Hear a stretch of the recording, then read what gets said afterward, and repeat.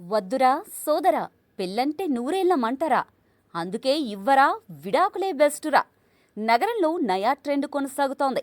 పెళ్లి చేసుకున్న కొంతకాలానికే విడాకుల కోసం కోర్టులను ఆశ్రయిస్తున్న వారి సంఖ్య హైదరాబాద్లో పెరుగుతోంది. గ్రేటర్లో ఏటా నమోదవుతున్న విడాకుల కేసులో 2 కోట్లుగా రికార్డయింది. పెళ్లైన ఏడాదిలోనే విడాకులు కోరే జంటలు 60% ఉండడం విశేషం. కౌన్సిలింగ్ను ఆశ్రయిస్తున్న జంటల సంఖ్య 1015గా ఉంది. ఇక పెళ్లికి ముందు కౌన్సిలింగ్ తీసుకోవడం మంచిదని నిపుణులు సజెస్ట్ చేస్తున్నారు. ఇక మ్యారేజీకి ముందే దంపతులిద్దరూ కొన్ని బౌండరీస్ నిర్ణయించుకోవడం కూడా ఇంపార్టెంట్. ఇటు డబ్బుల విషయాల్లో కూడా ఆర్థిక స్వేచ్ఛ ఉండాలి. భార్య భర్తను లేదా భర్త భార్యను ప్రతి రూపాయి గురించి గుచ్చిగుచ్చి క్వశ్చన్స్ చేయడం వల్ల కూడా వివాదాలు వస్తున్నాయి. ఇటు పెద్దవాళ్లు జంటల మధ్య అన్నెసెసరీగా జోక్యం చేసుకోవడం అస్సలు తగదు.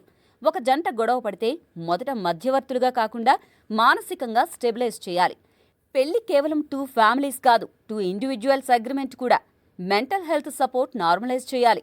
డిప్రెషన్, ఒత్తిడి, అహంకారం ఇవన్నీ రిలేషన్షిప్కి బిగ్ థ్రెట్. పసివాళ్లను ఆసుపత్రికి తీసుకెళ్లినట్లే జంటలు కూడా వారికి తలెత్తే సమస్యలకు కౌన్సిలింగ్కి వెళ్లడం సహజం కావాలి. ముందుగా డివోర్స్ను కూడా ఏదో నేరం కింద సమాజం చూడడం ఆపాలి. ఎవరి అభిప్రాయాలకైనా గౌరవం ఇవ్వడం నేర్చుకోవాలి. ఇదండి సంగతి. కలిసి ఉండడం ముఖ్యం కాదు, ఒకరికొకరు కష్ట సుఖాల్లో తోడు నీడగా ఉండడమే ముఖ్యం.